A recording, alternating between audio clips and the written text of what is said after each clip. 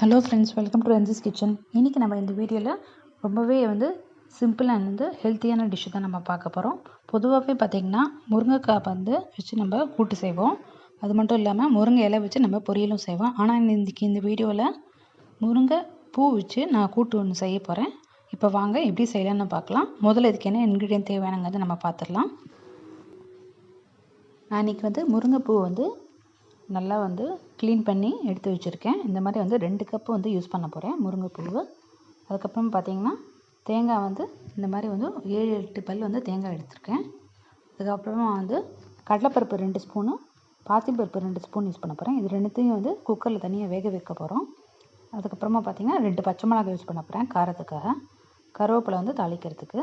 அதுக்கப்புறம் 2 வெங்காயம், 1 தக்காளி, தாளிக்கிறதுக்கு ஜீரகம், அப்புறம் கடுகு 1 ஸ்பூனு, உப்பு தேவையான அளவு, எண்ணெய் 1 ஸ்பூனு, நெய் கூட நீங்கள் யூஸ் பண்ணிக்கலாம். இப்போ வாங்க எப்படி செய்யலான்னு பார்க்கலாம். முதல்ல இந்த பருப்பு ரெண்டுத்தையும் நல்லா களைஞ்சிட்டு நம்ம வேக வச்சு எடுத்துக்கலாம். குக்கரில் 2 ஸ்பூன் கடலைப்பருப்பு, 2 ஸ்பூன் பாசிப்பருப்பு ஆட் பண்ணியிருக்கேன். கொஞ்சமாக மஞ்சத்தூள் சேர்த்துருக்கேன். ஒரு 2லேருந்து 3 விசில் வேக வச்சு எடுத்துடலாம். இது சீக்கிரமாக வெந்துடும். இது இப்போ 2 விசில் வரட்டும்.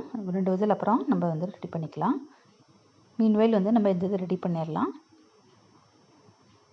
இப்போ விசிலும் வந்துடுச்சு. ஒரு பேனில் நெய் இல்லை எண்ணெய் சேர்த்துக்கலாம். நெய் சேர்த்திங்கன்னா வாசமாக இருக்கும். அதில் 2 வெங்காயத்தையும் பொடியாக நறுக்கி இந்த மாதிரி நல்லா வதக்கிக்கோங்க. கருவேப்பிலை சேர்த்துக்கோங்க. நெய்யில் எப்பயுமே இந்த முருங்கைப்பூ வறுத்திங்கன்னா அந்த வாசம் ரொம்பவே நல்லாயிருக்கும் எண்ணெயோட. அது ஆப்ஷன் தான் உங்களோட இது. நீங்கள் எண்ணெயும் யூஸ் பண்ணிக்கலாம், இல்லைன்னா நெய் கூட யூஸ் பண்ணிக்கலாம். இதில் பச்சை மிளகாய் 2 பச்சை மிளகாய் கீறி போட்டிருக்கேன். உங்களுக்கு காரத்துக்கு தகுந்தாப்புல நீங்கள் ஆட் பண்ணிக்கலாம். அதுக்கப்புறம் ஒரே ஒரு தக்காளி இதில் ஆட் பண்ணியிருக்கேன். ஆட் பண்ணி அகைன் நல்லா சாட் பண்ணிக்கோங்க. இப்போ தக்காளி நல்லா வதங்கின அப்புறம் இதுக்கு தேவையான அளவு உப்பு சேர்த்துக்கிறேன். அதுக்கப்புறம் தேவைப்பட்டுச்சுன்னா இன்னும் கொஞ்சம் கூட உப்பு ஆட் பண்ணிக்கலாம். இப்போ இது நல்லா வதங்கட்டும். தக்காளி இப்போ நல்லா வதங்கட்டும். நான் இந்த இது தான் யூஸ் பண்ணி தான் ஸ்பட்டுலா யூஸ் பண்ணி தான் இந்த இதை வதக்கிறேன். நான் ஏற்கனவே ஒரு வீடியோவில் போட்டிருந்தேன் பார்த்தீங்களா, அந்த இது தான் அது. இது உங்களுக்கு ஸ்க்ராச்சஸ் ஆகாமல் இருக்கும் நான்ஸ்டிக்கில் யூஸ் பண்ணும்போது. இப்போ தக்காளி நல்லா வதங்கிடுச்சு. இதில் முருங்கைப்பூ ஆட் பண்ணுறேன். 2 கப் முருங்கைப்பூ ஆட் பண்ணுறேன். உங்களுக்கு குவான்டிட்டி அதிகமாக இருந்துச்சுன்னா அப்போ வெங்காயத்தையும் தக்காளியும் குவான்டிட்டி அதிகம் பண்ணிக்கோங்க. 3 வெங்காயம் யூஸ் பண்ணிக்கலாம், 2 தக்காளி யூஸ் பண்ணிக்கலாம். பட் இந்த குவான்டிட்டிக்கு இந்த வெங்காயம் தக்காளி போதும். இப்போ இந்த முருங்கைப்பூவை இதில் அப்படியே வதக்கிக்கோங்க. இது 5 to 7 மினிட்ஸ் அப்படியே வதங்கட்டும். நல்லா வதக்கினா உங்களுக்கு ஒரு மாதிரி கசப்பு தட்டுற மாதிரி இருக்கும். இது நல்லா வதங்கி வரட்டும். மீன்வெளியில் நம்ம தேங்காய் நல்லா அரைச்சி எடுத்துக்கலாம். நைஸாக எடுத்து வச்சுருக்கேன். பருப்பும் நல்லா வெந்துடுச்சு, பார்த்திங்கனாலே தெரியும் உங்களுக்கு. இதையும் தனியாக எடுத்து வச்சுக்கலாம். இப்போ நல்லா வதங்கிடுச்சு. இந்த முருங்கைப்பூ நல்லா வதங்கியாச்சு. இப்போ இதில் வேக வச்சு அந்த பருப்பை நம்ம ஆட் பண்ணுறோம். பருப்பு ஆட் பண்ணிவிட்டு நல்லா மிக்ஸ் பண்ணிவிடுங்க.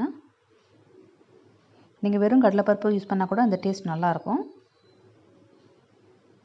நான் 2 ஸ்பூன் கடலைப்பருப்பு சொன்னதுனால நீங்கள் கடலைப்பருப்பு மட்டும் ஆட் பண்ணுறதா இருந்தால் ஒரு 4 ஸ்பூன் கடலைப்பருப்பு ஆட் பண்ணிக்கோங்க. இப்போ இது நல்லா மிக்ஸ் பண்ணிக்கோங்க. அந்த பருப்பு ஆட் பண்ண அப்புறம் ஒரு 5 மினிட்ஸ் நல்லா கொதிக்கிட்டோம். அதுக்கப்புறமா நம்ம அரைச்சி வச்ச தேங்காய் பேஸ்ட்டில் இதில் ஆட் பண்ணுறோம். நான் கொஞ்சம் தேங்காய் பேஸ்ட் கம்மியாக தான் ஆட் பண்ணியிருக்கேன். நம்ம அரைச்சி இதை ஃபுல்லாகவே ஆட் பண்ணல. அதுலேருந்து ஒரு ஸ்பூன் தான் ஆட் பண்ணியிருக்கேன். ரொம்ப அதிகமாகவும் சேர்க்க வேண்டாம். தேங்காய் பேஸ்ட் ஆட் பண்ணிவிட்டு சிம்லேயே இருக்கட்டும். நல்லா சிம்மில் வச்சுட்டு நல்லா கொதி வரட்டும்.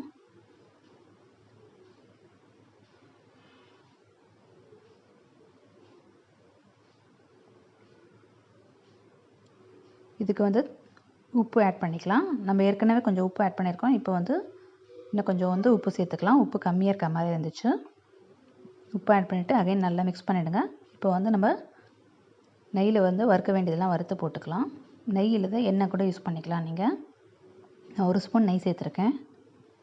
1 ஸ்பூன் நெய் ஆட் பண்ணிவிட்டு நல்லா காஞ்ச அப்புறம் இதில் கடுகு 1 ஸ்பூனு, ஜீரகம் 1 ஸ்பூன் ஆட் பண்ணியிருக்கேன். நீங்கள் தேவைப்பட்டுச்சுன்னா உளுத்தம் பருப்பு கூட இதில் வந்து ஆட் பண்ணலாம். பெருங்காயம் வந்து 1/4 ஸ்பூன் ஆட் பண்ணிக்கோங்க தேவைப்பட்டுச்சுன்னா. இதில் வந்து ஒரே ஒரு வரமிளகாய் ஆட் பண்ணிக்கிறேன். கருவேப்பிலை வந்து ஆட் பண்ணிக்கிறேன். இப்போ இது நல்லா வந்து ஆட் பண்ணி நல்லா ஃப்ரை பண்ணிவிட்டு நம்ம வந்து கூட்டு மேலே இதில் ஆட் பண்ண போகிறோம். இப்போ கூட்டில் இதை ஆட் பண்ணிடலாம். நீங்கள் வந்து முதலே வந்து தாளிச்சிட்டு அதுக்கப்புறம் கூட செய்யலாம். இல்லைன்னா இந்த வந்து கூட்டு செஞ்சுட்டு அதுக்கப்புறமா கூட தாளிச்சிங்கன்னா நல்லாயிருக்கும்.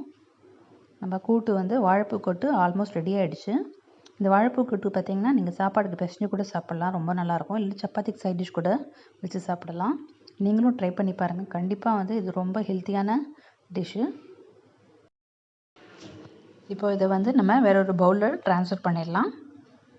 இந்த வீடியோ உங்களுக்கு பிடிச்சிருக்கும்னு நினைக்கிறேன். பிடிச்சிருந்தால் லைக் பண்ணுங்கள், ஷேர் பண்ணுங்கள், சப்ஸ்கிரைப் பண்ணுங்கள். மீண்டும் உங்களை வேற ஒரு புது வீடியோவில் புது ரெசிபியோட மீட் பண்ணுறேன். Until then, Ranjini signing off. Thanks for watching the video. Have a nice day.